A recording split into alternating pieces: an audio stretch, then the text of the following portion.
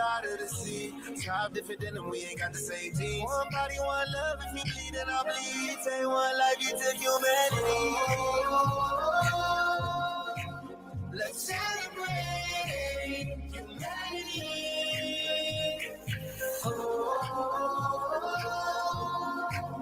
Let's celebrate humanity. All our differences make us unique.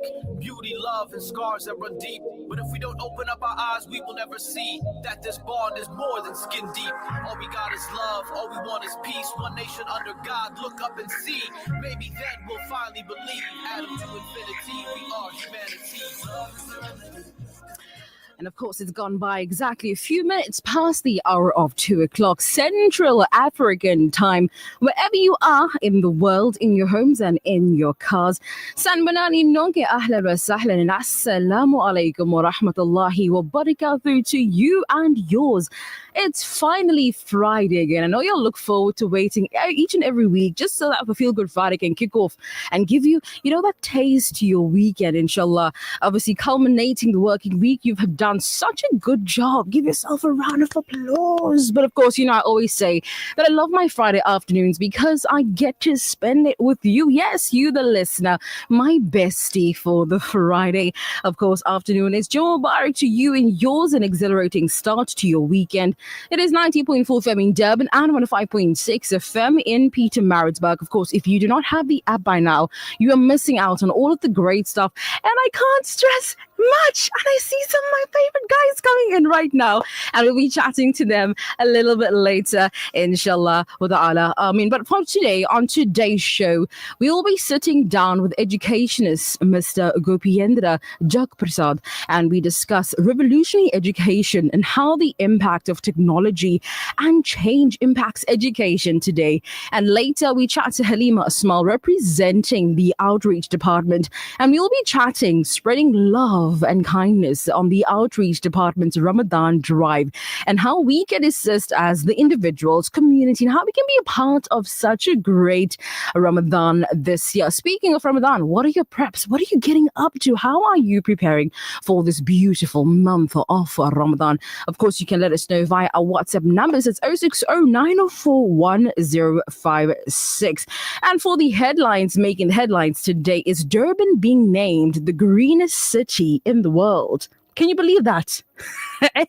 I also didn't believe it. But of course, we will get to all of those details shortly after, of course, this as well. Well, right here, all that and more right here for, of course, your listening pleasure. This is the Feel Good Friday with Bibi Amira Feely, only on your number one radio station. And because the clock strikes TikTok, it's about that time for our traffic update. Feel Good Friday, traffic update. Updates that help you plan your day like a boss. So on the line, we have Officer Ngwane. Officer Ngwane, tell us what is happening on our roads. Feel Good Friday. We're looking at Lighthouse Road from Umhlanga. You're going towards Gateway. You've got a broken down vehicle that causes a lot of congestion. Also, N2 southbound from Gateway. You're joining N2 towards Kwamashu. Off ramp, we've got a broken down vehicle there. It's a minibus, so the traffic there it stands still. You can use alternative routes if possible for you. And also we are in N2 coming from Gateway. There it is standstill. You must make sure that you use alternative routes, otherwise it will take long for you to reach where you're going. So, and the other thing, in that area, the road is being under construction. So in other way, the lanes are limited. They reduce the lanes to 2. You must make sure that you will be patient there. Also, entry going towards Pietermaritzburg, roads are ongoing. We've got road roadworks that side. We're appealing to the drivers to make sure that you adhere to the rules of the road so that you will be able to reach your destination. Other than that, enjoy Valentine and your weekend also. Till next week, I'm Warrant Officer Ngwane from Durban Metropolis. Feel Good Friday. Traffic update. Updates that help you plan your day like a boss. This segment is brought to you by Kenfield Auto, your RMI approved service and repair specialist. 236 Brickfield Road, Overport. Kenfield Auto. Bismillahirrahmanirrahim. ربنا إننا آمنا فاغفر لنا ذنوبنا وقنا عذاب النار.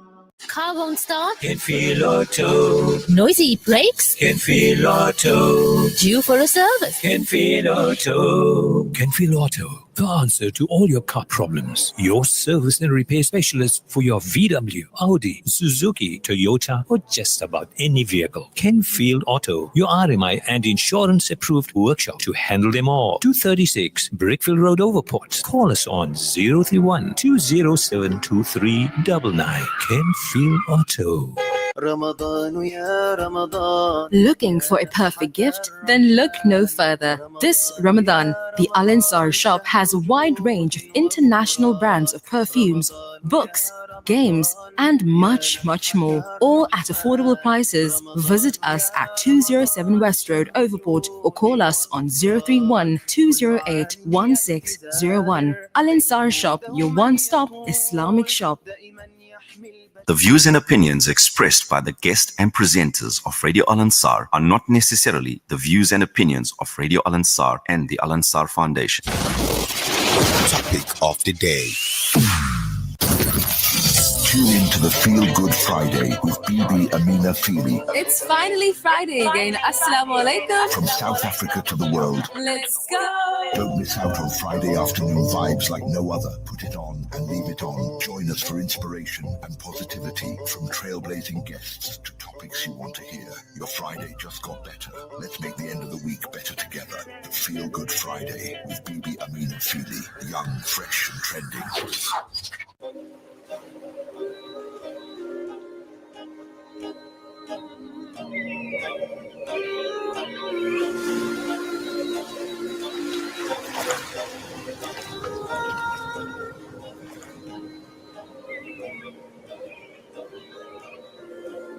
زينت السماء وضعت الجبال أمرت البحار وخلقت الجنان سيرت الكواكب أضأت النجوم فجرت الأنهار فأرحت القلوب وللعباد أنزلت الإسلام وللهداية أنزلت القرآن وبالسلام أرسلت الأنبياء من الظلام إلى الضياء سألت حين رفعت يدي عن رحمة وسعت كل شيء في ضعف ربي أشكو إليك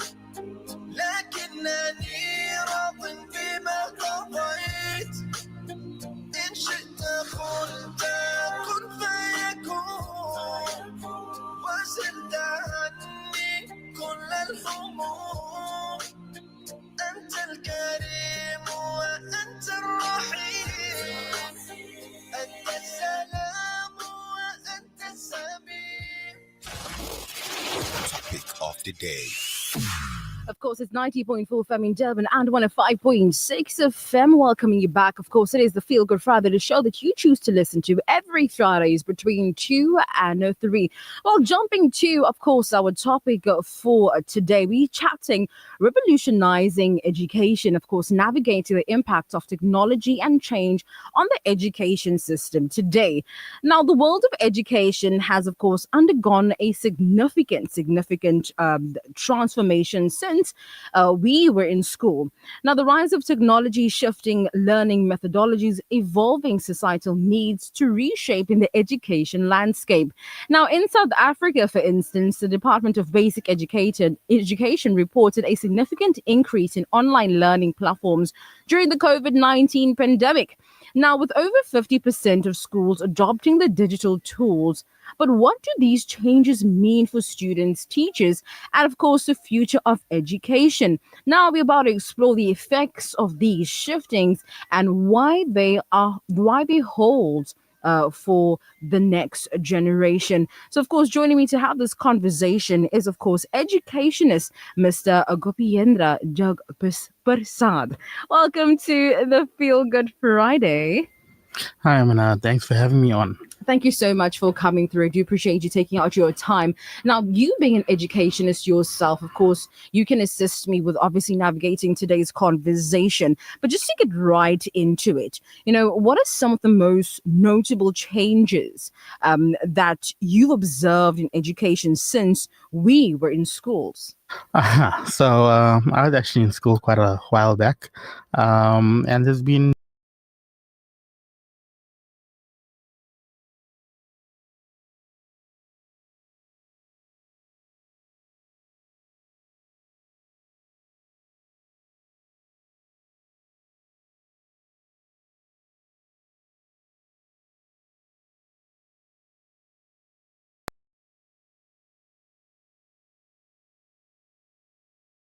that they can be. They have learned that mediocre results are acceptable and will get them through school. And then what happens is that when and if they do go into higher education, they often find it difficult to transition into what is a high expected standard of achievement.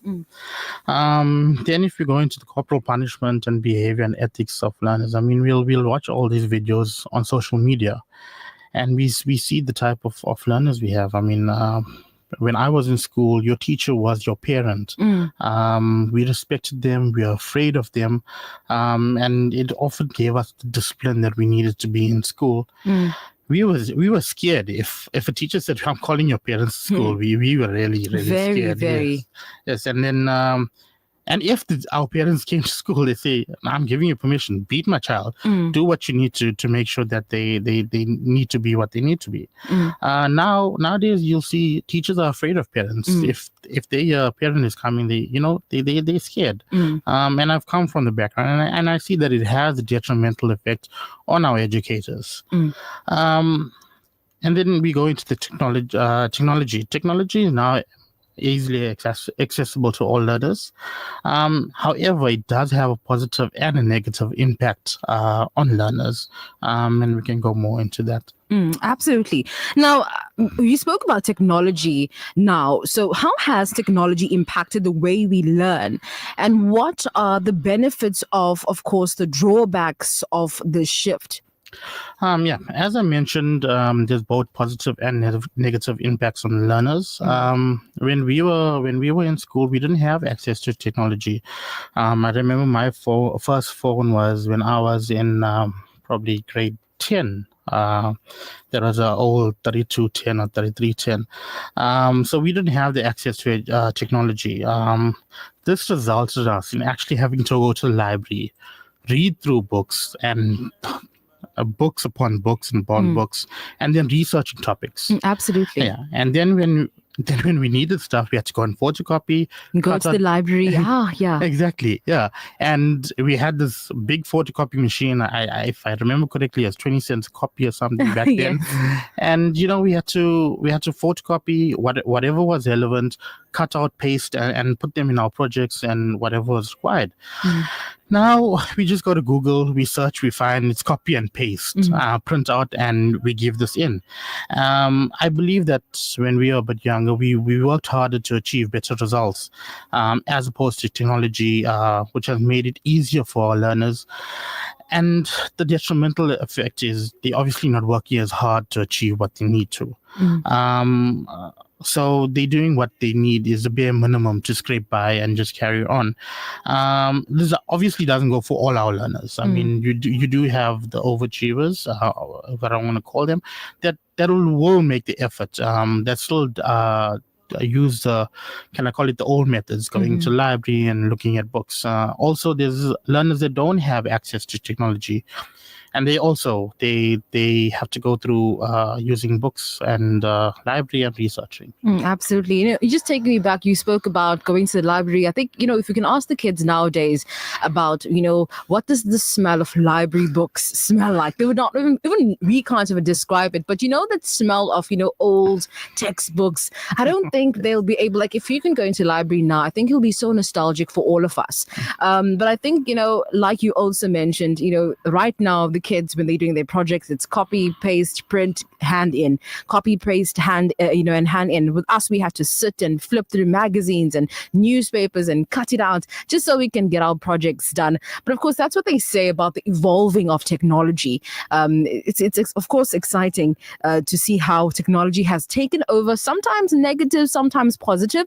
But of course, I think we are heading in the right-ish direction with, of course, the correct tools. Yeah, I mean, if we had to go to the library and we had to research books, it'd take us hours to go to maybe a book or two. But now with technology being readily available, I mean, if you go to Google, you get millions of results sometimes on a topic, and we're able to sift through all of this information much more quicker and much more easier, and it does make our time and more effective. But I feel like our generation, I think we come off, I would say, a more confident generation than the generation we have now. Why I say that is because, reading obviously promotes, speech and, how you obviously express yourself. You get to learn more. And I feel nowadays the kids are behind the screens. They don't really get much. Yes, there's, like they say, all the knowledge on your fingertips or whatever the case is, but you don't find the kids nowadays. There's so much of depression. Kids have so much of anxiety and all of these different things. But when we were much younger, I don't think I ever heard anyone say, "Oh my God, I have so much of anxiety. I have to take my antidepressants. I have to take this and I have to take that." So it's quite interesting to see, the different, I would say, the generations and how they thrive. I totally agree. I mean, nowadays we have social media, we have media influencers, and learners are now taught to think in a certain way.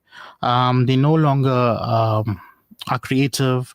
They're no longer free thinking. They no longer have the social interaction with other learners. They're now stuck to their phones. They're stuck to their screens, as opposed to going outside and playing and interacting with your neighbors, your colleagues, your friends. I mean, your family. I mean, even now it's strained relationships with your families. Cousins don't get along, and I believe that it's social media and technology that's also driving this and a contributing factor. Absolutely, because I mean, now we don't even have, like, I would say, normal connections. People don't know how to make friends now. People don't know how to greet the person in front of them because they're so used to having this persona on the internet. And what the internet does, which I find it's quite bad, is you can be something you're totally not in person, which is crazy. So, it's quite interesting in seeing how education has changed, especially with the landscape and how things are going.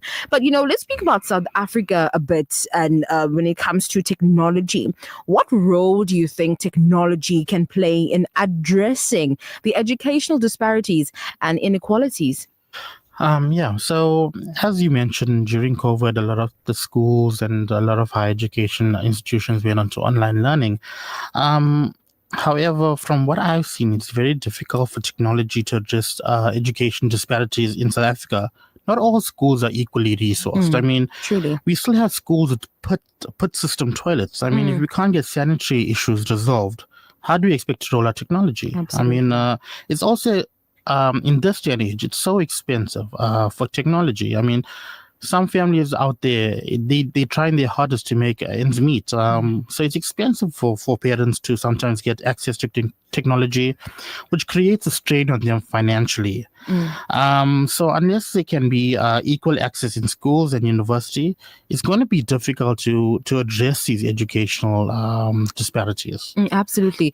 Just speak about inequality in the different schools. Last week, I think it was last week or the week before, we visited two schools. We visited a private school and it was for World Read Aloud Day.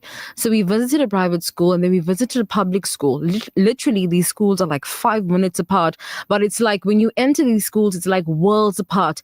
The private school is so posh, shiny, has all of these less students. And then you go into the public school, it's like just students and students and students. And what I noticed is that in the private schools is air conditioning, and the kids have cold water dispensing in their classroom, and in the public school, it's like a fan that is like broken, and it was really hot, and the kids were like had to take off their actual uniforms and sit with vests because it was really hot in the classrooms. Now I think our educational system needs to really change and really look at these things and say, how do they expect kids to learn in these environments and expect these learners to excel in their studies?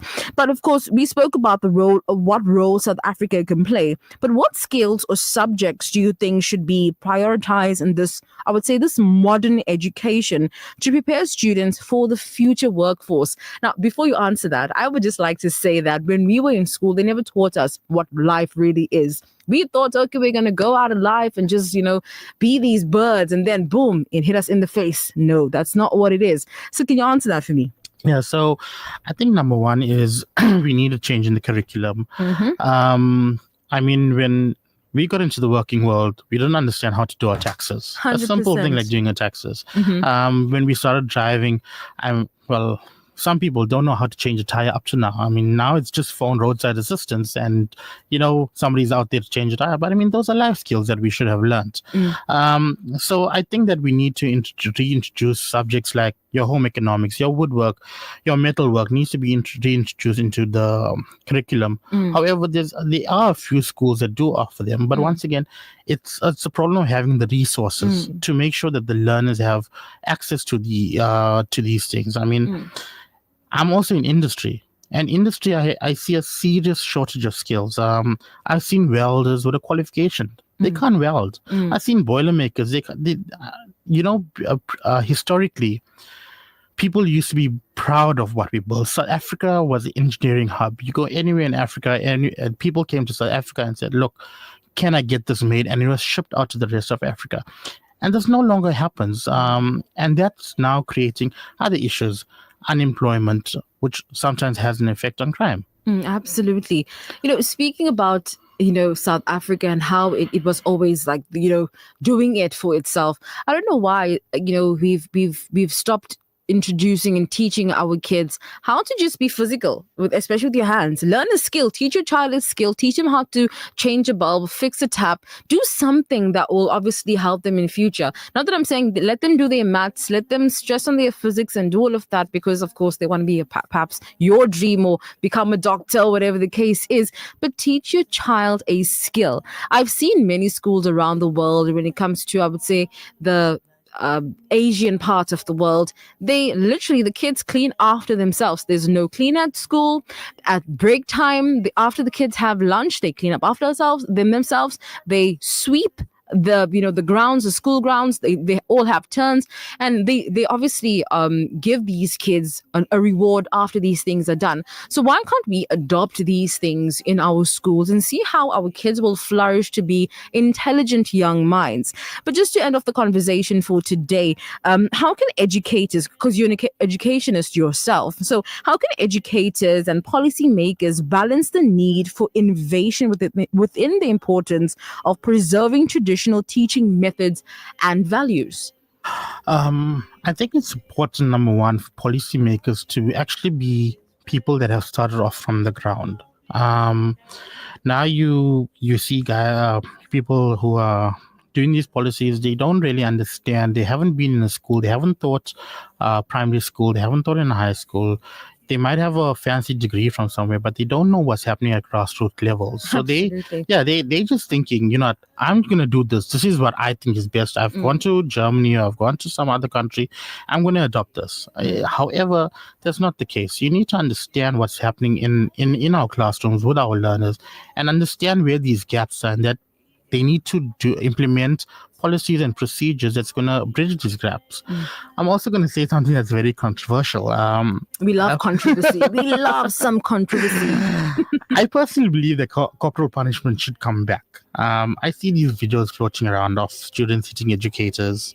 We need to ask ourselves, is this right? I mean, you wouldn't allow your child to hit you at home. Why do we allow it to happen in a school? We also need to ensure that discipline starts at home. Very rarely was corporal punishment used in the classroom, but because we look at the human rights of the learner. But what about the human rights of the teacher? I mean, they are actually shaping the minds of these learners to become what they need to be. And then when you have an unruly learner in your class, it has a ripple effect.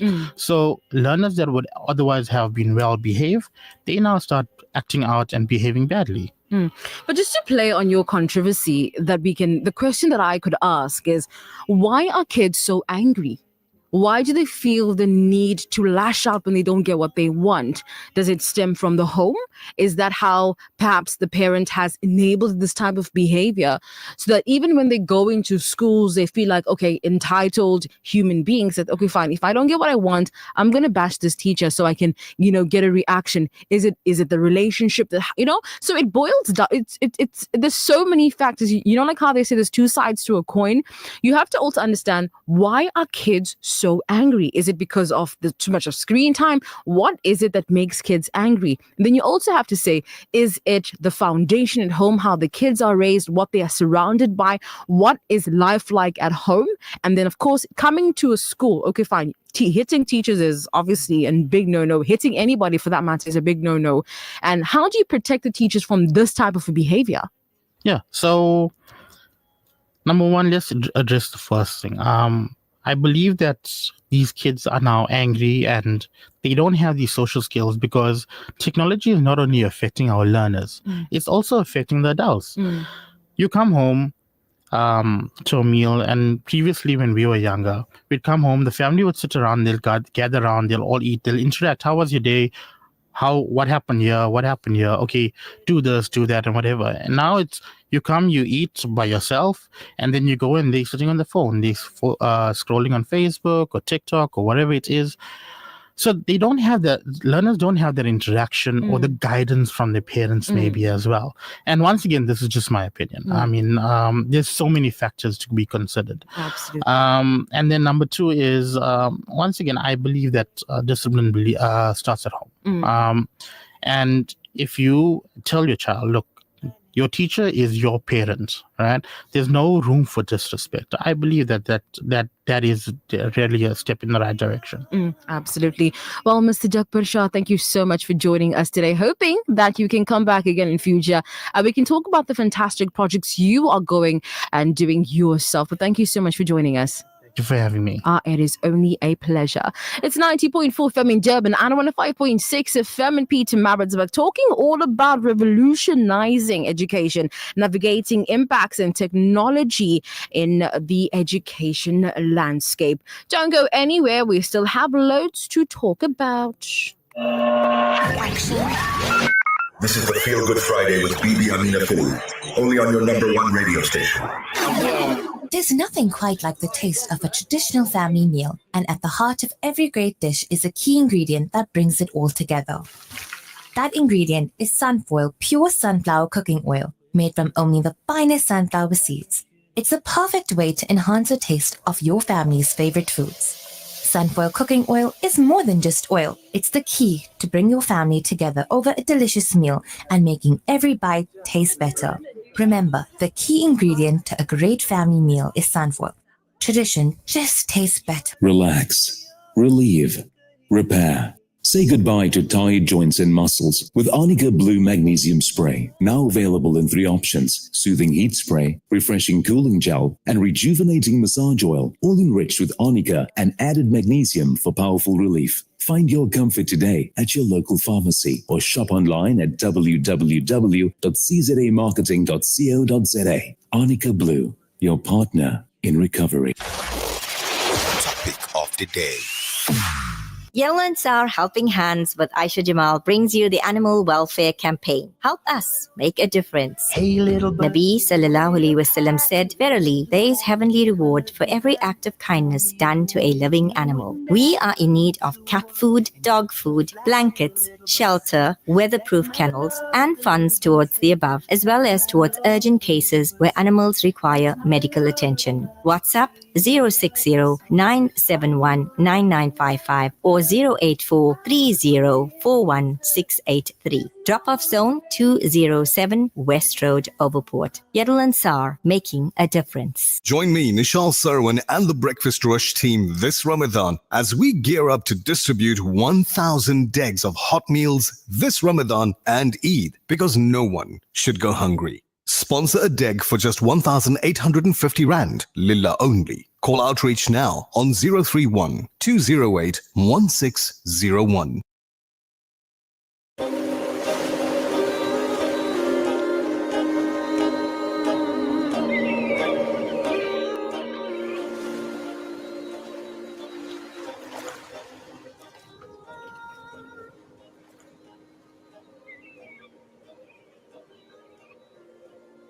زينت السماء وضعت الجبال أمرت البحار وخلقت الجنان سيرت الكواكب أضأت النجوم فجرت الأنهار فأرحت القلوب وللعباد أنزلت الإسلام وللهداية أنزلت القرآن وبالسلام أرسلت الأنبياء من الظلام إلى الضياء سألت حين رفعت يدي عن رحمة وسعت كل شيء في ضعف ربي أشكو إليك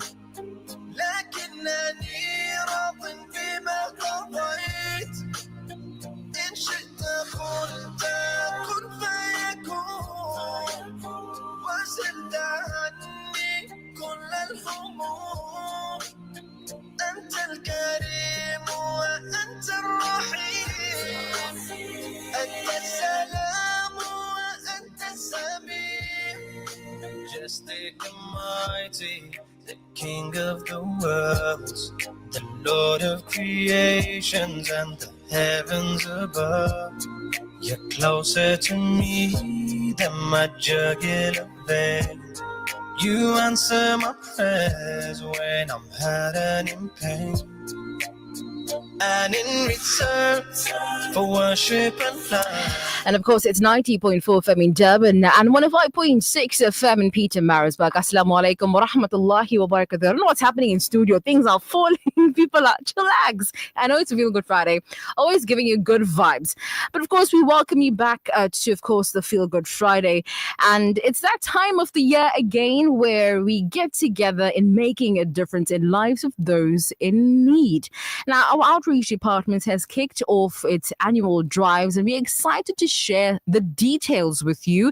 So joining me in studio today is Sister Halima Asmal, who is the representative of the outreach department. Now, Halima, welcome to the show, inshallah, and we're looking forward to hearing about the various drives and how our listeners can get involved, especially with our sweet drive that's coming up. Assalamu alaikum. Walaikum salam and jazakallah for having me. It is only a pleasure. All right, so just get straight into it for this particular afternoon. Now, Halima, can you give us an overview of the different drives that the outreach department has planned for this year, Ramadan? So, as many of the listeners know, we do run various different drives in Ramadan.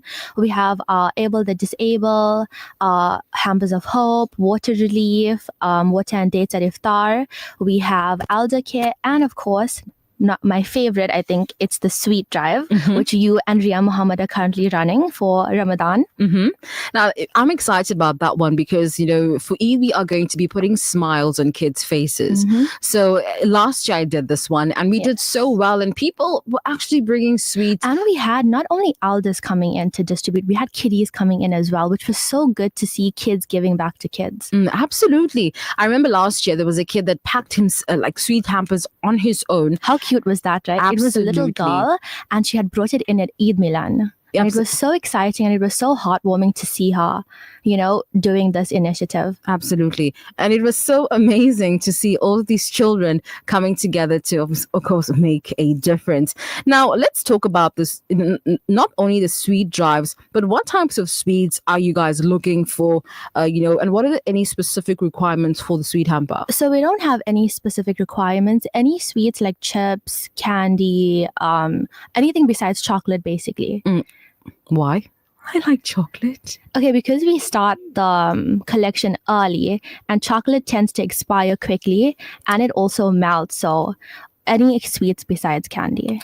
Besides chocolate. Okay, so how can the listeners get involved? What can they do for the different drives? So they can either come in and do cash distributions, or they can visit our website at www.alansar.org.za or simply pay us a visit and we can walk them through the process. Oh, lovely. Any other thing that you would like to tell us that's happening this year for the outreach department? So the listeners should stay tuned to our social media.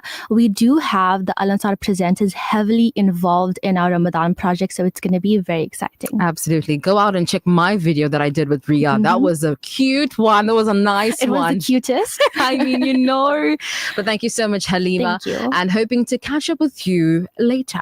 Definitely. Assalamu alaikum. Wa alaikum salam wa rahmatullahi wa barakatuh. That was Sister Halima from the Outreach Department. And of course, telling us all the different drives that are going to be happening for this duration of Ramadan. So yes, I'm going to be doing the sweet hamper. And if you would like, myself and Ria Muhammad are going to be doing the sweet hampers this year. So if you would like to contribute to that cause, come on guys, let's get those sweets rolling in. 207 West Road, you can drop them up, or you can call 031 208 1601.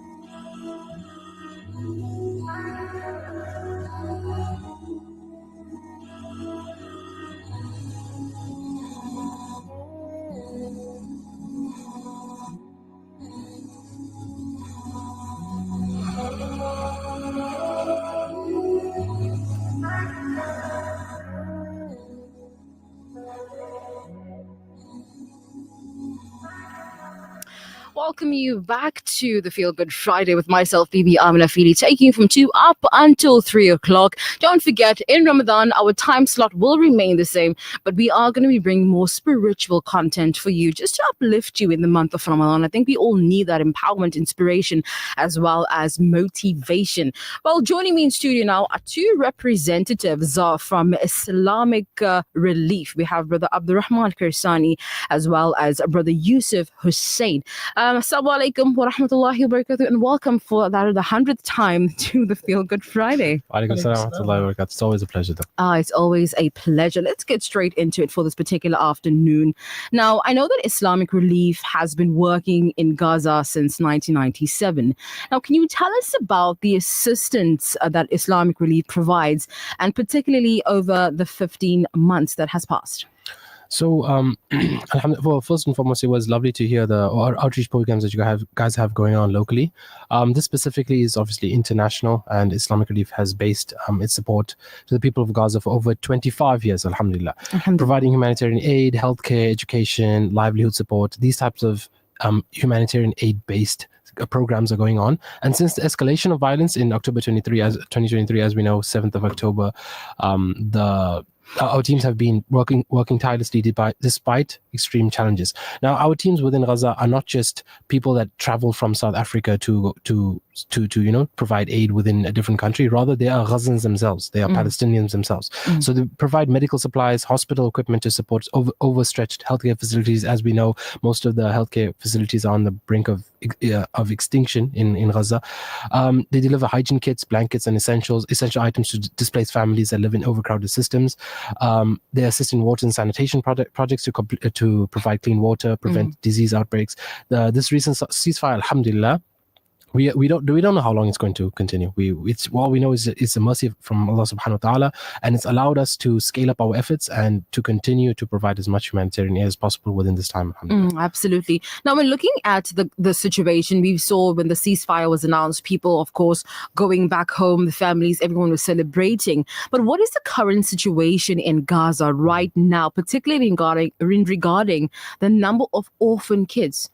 So, like I said, with the ceasefire is a known factor. You can just we say alhamdulillah. We don't know how long it's going to last. We don't know how long it's going to last. We say it's a mercy from Allah, but let us take advantage of it. However, the stats are overwhelming to the extent that now we can actually tell what's going on. While the bombardment was continuing, all we could do is sit back in awe and think like, how are people not responding? How are things not being resolved? And now that we have the opportunity to actually take statistics down, it's sort of like completely out of anything that we think it would be. So this ongoing bombardment, from our statistics from our side, over the past 15 months, it's left nearly 40,000 children orphaned. So 40,000 of the children that we have recorded in our statistics, there might still be children out there that haven't been counted for, but many of these children are now homeless, displaced, living in extreme poverty. They face shortages of food, medical care, access to education, many suffering from all suffering from psychological trauma of war. With their homes and infrastructure destroyed, the children are often placed in overcrowded shelters with distant relatives. So, and they're all struggling to survive, not just the children, the adults themselves. The need for immediate sustainable support is greater than ever. Absolutely. Now, Brother Yusuf, I can see you, we all nodding our heads, but I can see that you are, what can I say? Pretty surprised and shocked with the statistics that are here. So from your end, what is Islamic Relief orphan sponsorship programs, and how does it work? Bibi Amina, the numbers always shock you. Sometimes you'll hear it's less than that, but then now, even when they clean up the rubble, they find in more people, and that number is just increasing. But with Islamic Relief's orphan sponsorship program that we've been running, it provides a long-term sustainable care for the orphan children. The program that we run provides nutritious food, shelter, medical care, clothing, emotional and psychosocial support that these kids are in desperate need of. It's not something easy to go through a war. We lose something, at home, and we like throwing a fit. And one of the most important things is access to education. And Islamic Relief, with the sponsorship program that we run in, it provides this for the kids. Inshallah. Absolutely. But now, just to obviously conclude the conversation with this particular afternoon is, how has Islamic Relief created, a designated orphan sponsorship appeal for children in Gaza? So with this, there was a dedicated sponsorship program that was created to help thousands of children that were left vulnerable. And alhamdulillah, the number has expanded from 8,750 children that was back in October 2023, and now we are looking at a number of 17,775. Inshallah, our goal is 20,000. So we're trying to sponsor that last 2-point-something thousand kids, because like Abdurrahman Kasani said earlier, that number is sitting at almost 40,000 orphan children in Gaza. And it's heartbreaking, honestly. So with this appeal, you can sponsor an orphan for 1,200 Rand a month or 14,400 Rand per year, providing them with food, shelter, healthcare, education, and psychosocial support. Donations can be made via our website, that is www.islamic-relief.org.za, or by contacting our donor care team, which is 073 154 5369. That's 073 154 5369. Shukran, Jazakallah so much, Brother Abdurrahman Karsani, as well as Brother Yusuf Hussain. Hoping that we can get you back in studio. We can talk a little bit more about this and get in depth and see what other projects we as the community can assist Islamic Relief with. Jazakallah so much. Jazakallah for the opportunity. I'd like to close off with a hadith. Prophet Muhammad said, whoever cares for an orphan, I and he will be like this in paradise. And he raised both two fingers together. So inshallah, let us make it our niyyah to put forward any sort of contribution, whether it be a bringing awareness to that fact or bringing a contribution towards.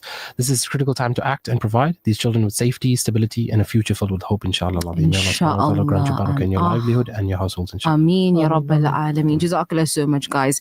And hoping that the community listens to you and, opens their hearts and opens their pockets and assists these kids in Hadha. Of course, you're listening to us. It's the Feel Good Friday, the show that you choose to listen to every Fridays between 2 and 3. Let's go for a short ad break, and when we come back, I'm going to ask you, how are you preparing for the month of Ramadan? We have like 5 minutes left. Let us know.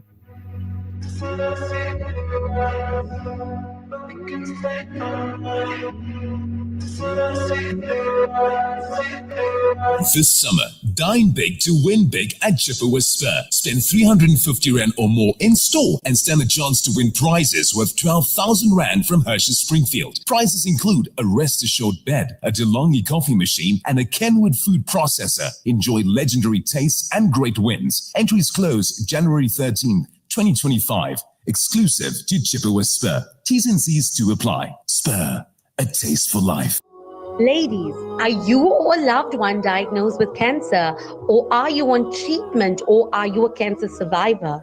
Then the Al Ansar Cancer Support Group is for you. Join us once a month and be a part of a supportive group of ladies to simply chat, discuss challenges, and be motivated by our guest speakers. Contact Rubina Parakh on 082-786-8815 or Zora Jadwat on 082-220-3131 for more information. No one should face cancer alone. They convinced the world to believe that terrorists look like beards and thobes. Now, as the facade cracks, one martyr after another, the world sees through the broken windows and now knows the true face of terrorism. It wears suits and ties and smiles behind lies. Allahumma ihfadh al-masjid al-aqsa min al-yahud al-haqidin. Allahumma a'id al-masjid al-aqsa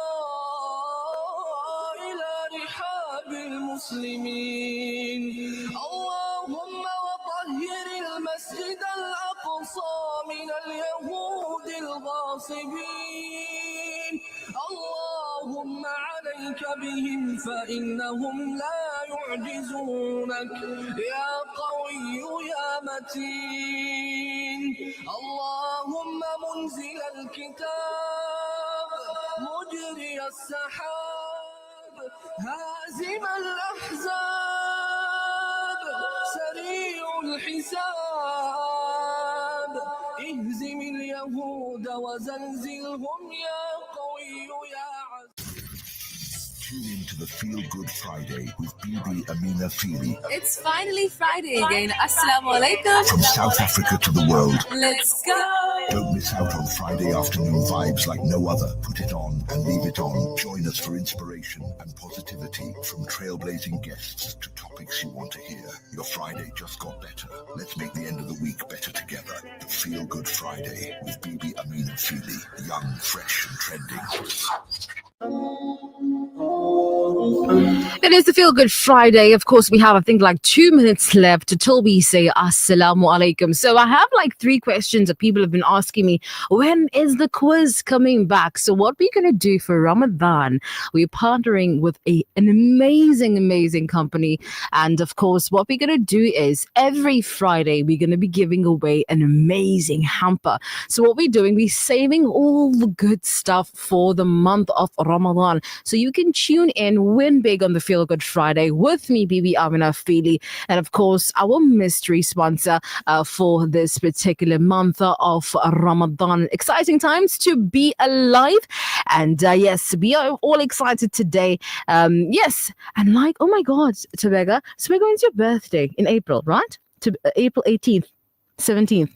Okay, and how old will you be turning this year? 24, 22. All right. So you're 22. You know, my birthday is on Monday, and I'll be hitting the big 28. I'm going to be kicked off the calendar soon. It's. I'm still there. You're still there. Oh man, but yes, please keep me in your du'as. You know, I don't think I won't be coming on Monday on air, so I will be coming next week of Friday. But please do keep me in your du'as, and yeah, hoping that I have a fantastic birthday. So I think it's about that time where we have to say Assalamu Alaikum to you. Thank you so much for choosing us to listen to on this fantastic Friday afternoon with myself, Bibi Amira Feely. Like we always say, let's make the end of the week better together. And then inshallah next week, same time, same place, as we bring you topics, of course, you would like to hear. It's myself, Bibi Amina Feely. Big thank you to Tabega and Japa. I know she wants to go home, but thank you so much for making my show awesome and always making the show not just a show, but a production. Until next time, assalamu alaikum wa rahmatullahi wa barakatuh. Stronger together.